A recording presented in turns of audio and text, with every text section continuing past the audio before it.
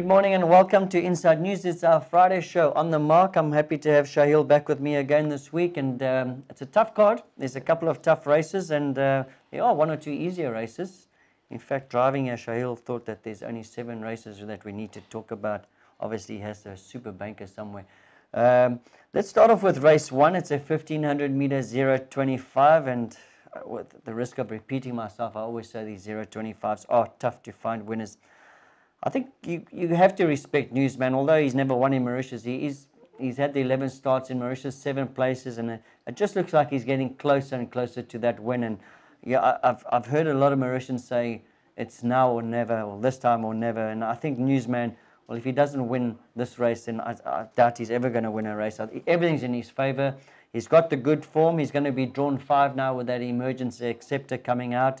He's got the 2 kilos off his back. Remember, Shaheel Ayadassen now claims 2 kilos, and it was a good run behind Saracen King last time, and even his last run of last year when he ran behind that was Arctic Flyer. Remember, Arctic Flyer has done quite well, so I think Newsman's probably going to be the horse to beat. I think Shaheel agrees, but let's hear what Heath says about Newsman. Shaheel, Newsman? I do agree with you. Like you said, he's got mostly everything in his favor. The turn last time was very impressive. He was completely wide on the turn. And I went back to check the race yesterday. There was Rahib and Blue Jeans in that race, so they franked the form last week. Yeah. So, like Mauritians say, it's now or never, I think. Yeah, when you talk about Rahib, I get shivers, because whenever I fancy that horse, he gets beat, and when I leave him alone, he wins. So, yeah, so the form has been franked. Thanks, Shaheel, for pointing that out. The form has been franked. A couple of winners coming out of that race. Saracen King is running later on as well, so that's worthwhile mentioning as well. Dangers, Shaheel, what do you think? Dangers? I guess Logan, we have to ignore his last run. It was completely wide throughout the race. He didn't finish the race well, but based on his penultimate run, he finished only 0.35 behind Zen Master. He drops to a 0.25 for the first time. He should be competitive from barrier 1. Yeah, I agree. He's got that good draw. I suppose we can ignore that last run, like Shaheel said. He was in a hopeless place, and I suppose Logan, if he reproduces that penultimate run, he must have a chance as well. I thought I'd mention Radlet. I think this horse has really improved with the blinkers. A little bit, I wouldn't say disappointing run, but he only got beat 1.5 lengths behind Zen Master. In fact, on that particular day, he was just over a length behind Logan, and you have to respect him. I suppose he has got that poor draw, but he's got 3 kilos off his back. He's a type of horse that doesn't have to be too handy, so if he settles in sort of 3/4 way back, as long as he's not racing wide, I suppose Radlet must have a chance as well.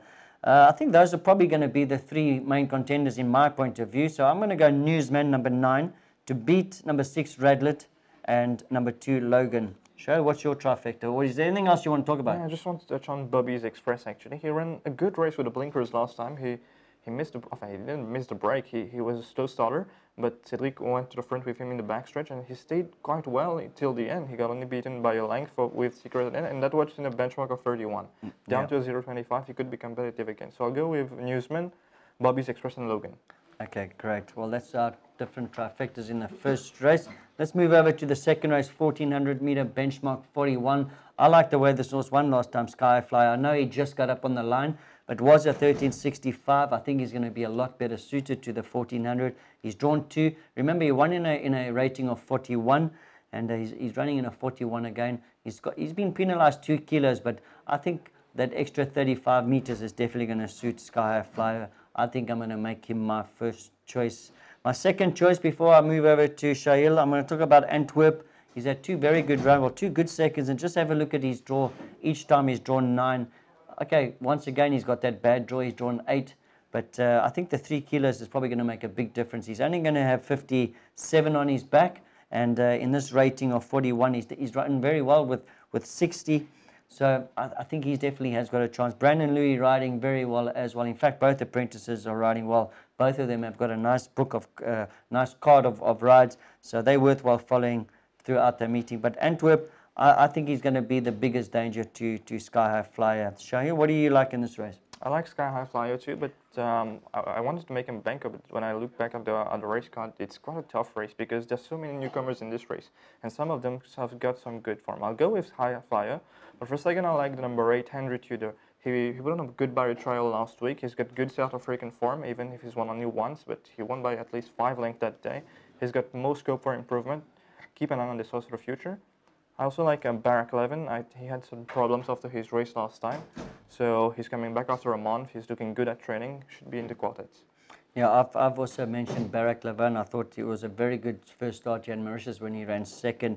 Probably could have just needed that second run after break syndrome. So Barak Lavan as well. Henry Tudor, yes, he has got good South African form. I have noticed that he's a VAR. I'm just a little bit worried about the 1400 because, you know, look, not all VARs only sprint. Some of them do quite well over a bit of ground as well. But he is a VAR, and he did win at 1200. I think at 1200 at Kenilworth, it's on the straight. It's a straight, and it's very. I would imagine it's very similar to a 1400 distance-wise in Mauritius. But the false rail is quite far out, isn't it? I think it's quite far out this week. That could be against Henry Tudor. 4.75, I think. 475. So the 1400 is going to be a little bit further than normal. I'm worried because he is a VAR, and these VARs like to sprint. But like I said, you can't put all the fruit in the same basket. One other horse I wanted to mention is Bad Attitude. I see this horse also got some nice South African form. In fact, he ran in a merit rating 80 as a 3-year-old in South Africa, and that's quite impressive. And he wasn't disgraced. But he too, unfortunately, has got a bad draw to deal with. It's a tough race, but I think that Sky High Flyer is probably going to be good enough to win this race. I like the way he won last time. And like I said, I think that the 1400 is going to suit him. I'm going to go Sky High Flyer to beat Antwerp, and Barak Lavan will be my third choice. I'll go with Sky High Flyer too, Antwerp for second, and for third, Henry Tudor. Okay, great. Right, let's move over to race 3. It's a 1850 benchmark 51. And before we move on, I suppose by the time the show is broadcast, we'll probably know more. But Daniel Stackhouse did have a fall this morning, so we're not 100% sure if he's going to, well, we don't exactly know. Apparently, he did injure himself, but I don't think it was that serious. So let's hope everything is okay with him. Right, let's just move on. Act of Loyalty, well, he won like he wanted to last time, and he really bounced back to his best form. And apparently they've sorted out a little bit of a soundness issue with him. Well, this is what I heard after the race. It's a pity we heard it afterwards and not before, but he won a very good race. My worry about Act of Loyalty is obviously stepping up to the 1850 for the first time. And although he has got the 3 kilos off his back, it's going to help him a little bit. But like we said, that false rail is quite far out. So I'm a little bit worried about the distance. That's why I'm gonna turn to number 2, Rapid Attack. He's suited to the 1850. He did get beat easily by Act of Loyalty last time, but he is a lot better off in the weights this time, and he's distance suited. So therefore, in my opinion, I think that Rapid Attack could probably turn the tables on Act of Loyalty. Shaheel, anything you want to say about number 1 and 2? Yeah, I do agree with you with Act of Loyalty. Even I went back and checked his South African form. It is his first time over 1850. He's got a 3-kilo claim from Brandon Louis. I think the stable found the right correct formula with him. Like you said, the soundness issue. But the way he won last time, he won like a good thing. Shows that he just got more potential in the tank. He should be able to win some of the race. Rapid Attack, last time he was a slow starter. He was completely wide on the turn and still managed to finish only 2 lengths behind Act of Loyalty. With the distance more longer, he should be able to finish more closer to him, if not beat him. A horse that I also like is Down Under. He's been working well. His trainer always said he puts up decent work, but he's a bleeder. If he doesn't bleed, he should be in the top 3. Well, that's exactly my trifecta. My third choice was Down Under as well. I like the fact that in South Africa he won over 2,200. I know he hasn't won that distance yet. In fact, his furthest distance he's won in Mauritius is a 1,500. But obviously, winning a 2,200 in South Africa, he won't have a problem with the distance. He's going to be my third choice. Just getting back to Rapid Attack, have a look at his penultimate run when he ran second to Yankee Captain. And on that particular day, he also came from quite far off them. So I think Rapid Attack, in my opinion, he's going to turn the tables on Act of Loyalty. So I'm going to make him my first choice to beat Act of Loyalty. Down Under will be my third choice. What's your trifecta, Shane? I'll stick with Act of Loyalty for second, Rapid Attack, and third, Down Under. Okay, similar, just in a different sort of order. Right. 1600 meter benchmark 56. It's the 4th race, and we see the return of number 1 Belanos from the Patrick Mervyn stable. The stable's in form. They had 2 very good winners last week, and ever since they fitted this horse with blinkers, he's done very well. You have to say that he won his first 2 starts with blinkers. Unfortunately, the first one he was demoted in the Stipes room, and then a very good second behind Chile Concane last time. and you have to respect the chances of Belenos. The thing with Belenos is, and Shaheel was mentioning this to me early on, there's quite a couple of front runners in this race, and well, last time he sat up second, and he still managed to run a very good second. So if they are quicker than him, I would imagine that they'll go to plan B and sit him up second. But I like the way that Belenos has improved with the blinkers. Shaheel, I know you like, one of your favorite horses are running Gingerbread Man, so I'm going to let you talk about him a little bit. Yeah, that's true. It was a very good debut. Like you said, he needed the run last time. When he came to Mauritius, he was a bit skinny light. He needed that run badly. He didn't finish too far off the winner, Chiligan Gani, only 2 lengths. And even, yes, Belenos was in front of him that day. I think he can turn the fall on him because there'll be a good pace. Belenos will be in front. There'll be the likes of Silver Snaffles, Charleston Hero. If Keenan Stein can get him in a decent position, I think he'll be right there. Yeah, I agree with you. I've been following Gingerbread Man, and I think if you watched our show on Tuesday, we did show you his work. He's really improved in his work, and he's got some very good South African form this horse as well. I think he was a 5-time winner in South Africa, and he won right up to a 1750. The mile's not going to be a problem for him, and I think Gingerbread Man's going to be a big runner. And Shaheel, like you were mentioning early on when we were driving here, there's quite a lot of horses that like to go up in front, so that could bug Belenos a little bit. Yeah, and hopefully, like I said, Keenan Stein can get him in a decent position because of that 7th barrier. I don't know where if he can get a one-off or if he can find the rail, that will be good for him because the way he sprinted last time, he was finishing off very well, and the 1600 should suit me much better. Okay. Besides the 2 that we mentioned, what else do you like? I like Silver Snaffles. I think Shaheel Ayadassen gave him an okay ride last time. Some people criticize it, some people find it very good. I don't know what kind of tactic he will use tomorrow. He's drawn 9. Will he be able to get in front? There's a lot of question that attached to him. But I think if he gets to the front, he should be able to stay in the top 3. Okay, I've gone with exactly the same 3. I've gone. You've swayed me. I had Belenos as my first choice, but I think I'm going to go with Gingerbread Man because of what I saw on Tuesday and the fact that Belenos is not going to have it all his own way if he does want to go out in front. So if they're going to go quick here, I think it's going to suit Gingerbread Man. So I'm going to go Gingerbread Man, Belenos, Silver Snaffles. Same traffic though. Okay, great. Let's hope. Well, how much is a 3 horse? I think it's about 20 rupees or something. Rupees. 10 rupees. Yeah. Okay, so take a 10 rupee trifecta there. Maybe you'll make a little bit of a profit. Right, race 5, 1400 meter benchmark 66. And we see they're backing up Yankee Captain. He ran last week in that 990. I thought it was a very good run. I was surprised they actually put him in that 1000 meters, to be honest with you. And he ran accordingly. Robbie Frad was at the back pushing his head off just to keep up with him. But have a look at his finishing time, 22.82 seconds that last 400 to finish. That's very impressive. And obviously the stable think that he pulled up sound enough and well enough to run him in this 1400 benchmark 66. And I think Yankee Captain, if he looked fresh, he's looked well, and they've just played with him this week. He looks like he's in very good nick. I did see him this morning. He looked exceptionally well, and I think Yankee Captain is going to beat all of them in this race. I think he's going to be quite a hard horse to beat. And obviously 7th place in the race.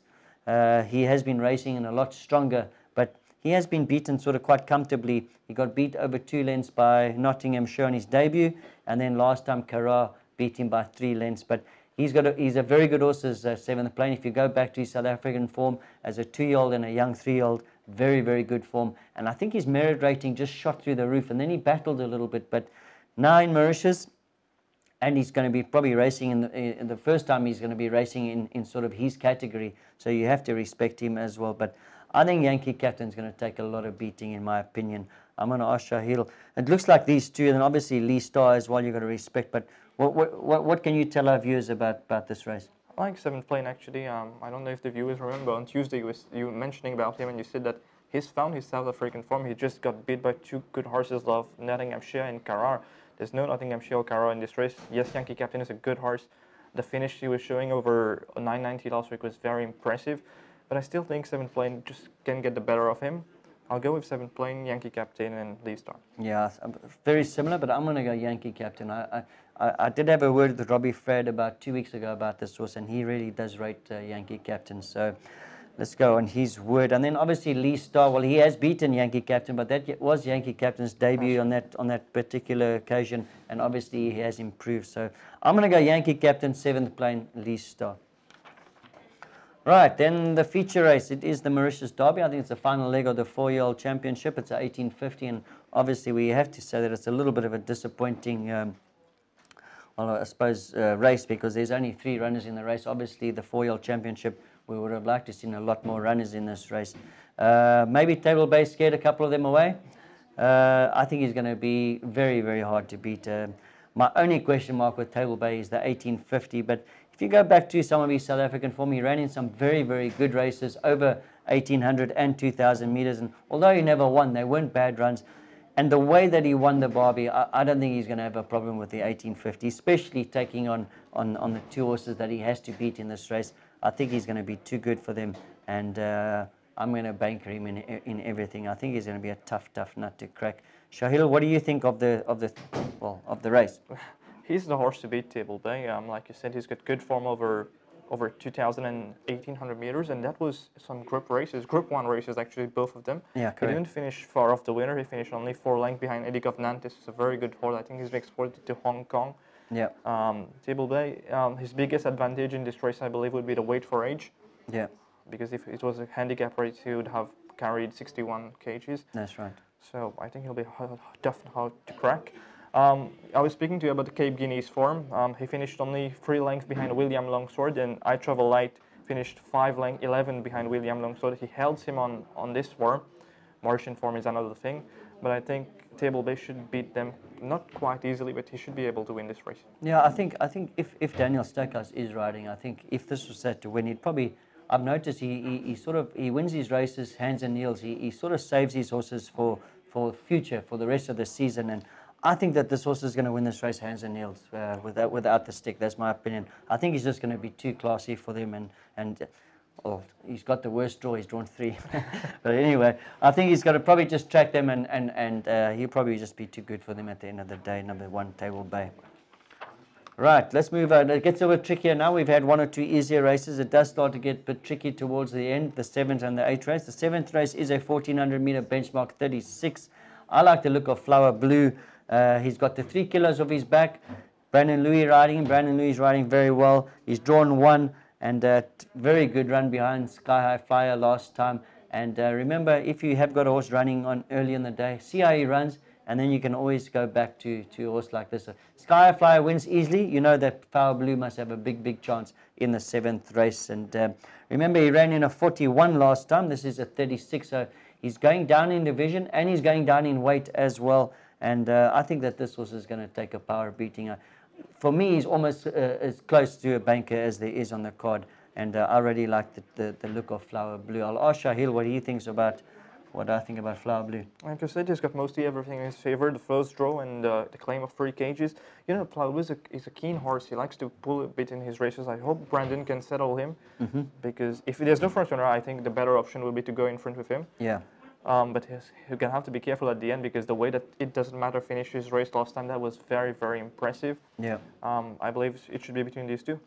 Okay, yeah, It Doesn't Matter. Well, like I said to you last time, I thought the 1,400, well, it was a 1,450, but I thought that was going to suit him a lot better than the 1,600 that he raced in before. And obviously the 1,400 will suit It Doesn't Matter. I'm just not convinced he is in this sort of class, a 36.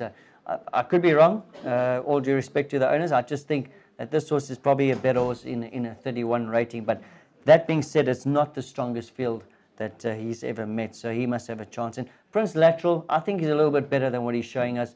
Improved run last time since he's moved stables, and I think he'll be. I think he's going to run a decent race again. I think it's worthwhile following Prince Lateral. But in my opinion, I think Flower Blue, like Shaheel said, even if he can't settle him, if he goes to the front with that 3 kilograms off his back, sets his own pace, he could be a hard horse to catch. So I'm going to go Flower Blue to beat It Doesn't Matter, and Prince Lateral as my third. I'm going to go with Flower Blue. It Doesn't Matter. And for third, Tweak the Wind. You didn't speak about him. He went very close last time, only 0.10 behind Half Darkness.